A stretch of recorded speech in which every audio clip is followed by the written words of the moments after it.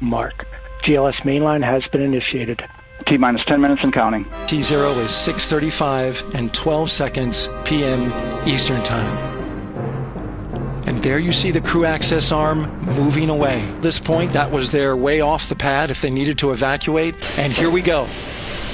10, 9, 8, 7. RS-25 engines lit. 4, 3, 2, 1. Booster ignition. And liftoff. Artemis 2 now bound for the moon. Good roll pitch. Roger, roll pitch. Houston now controlling the flight of integrity on the Artemis 2 mission around the moon. Confirmed separation. Main engines throttling up, guidance converged. Integrity, guidance converged, performance nominal, upper stage RCS ready.